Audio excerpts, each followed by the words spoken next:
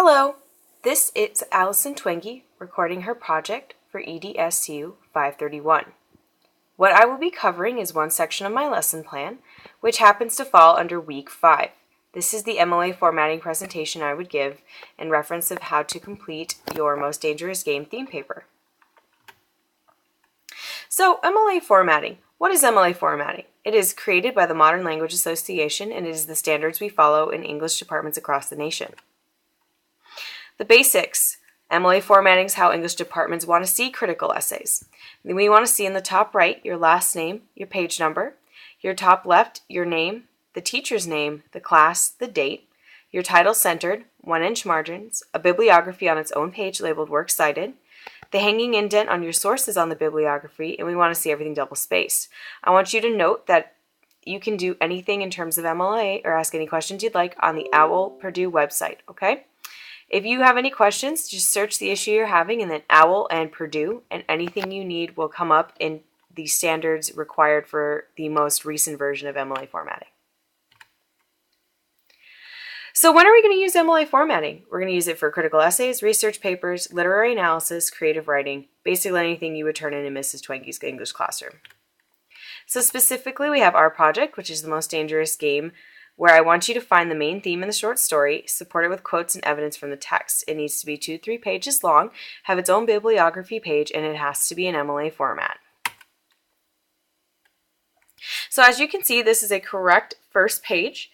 We can see on the top right the last name and the page number. On the left, we see the student's name, the teacher's name, the class, the date. We have a centered title, and there are some in-text citations here. This is a proper Works Cited page, otherwise known as a bibliography. You can still see we have our page number and last name in the top right.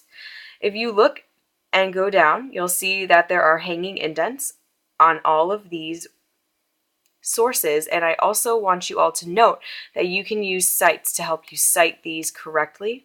One of these happens to be EasyBib. There are many other ones that will help you citate these things correctly in modern MLA standards.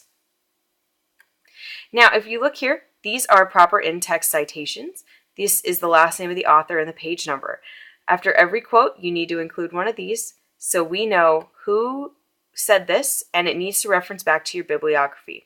If you do not do these things, you could be walking on someone else's intellectual rights and catch yourself in a copyright infringement, which we don't want. Paraphrasing is very similar to quotation. Only difference is you're going to put these things in your own words. So if you have a large section of text and you don't want to quote it, you can put that into your own words and then cite it as you would in a text citation. If you can look on the bottom, there may be a comma here, but we all know that's not correct. You need the last name and the page you found it on. So just to repeat, in order to stay away from copyright infringement, you need to put it in your own words and you need an in-text citation including the author and page number. So thank you for listening to this part of the presentation. I also want you to look at these websites. They are practice sites. If you look at the OWL, there are lots of different ways you can work on practicing what you need to do.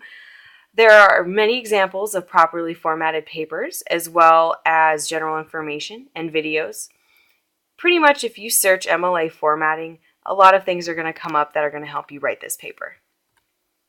Last thing I want to leave you with is this quote by Mark Twain. It says, "Why not go on a limb? That's where the fruit is." I totally agree with this, and I think with any new scary project, you have a moment of, am I going to be able to complete this the way I need to? I think you all will. I believe in you, and if you follow these rules and ask me if you need help, I am sure you will be more than capable of completing the Most Dangerous Game theme paper. Thank you for listening, and let's get started.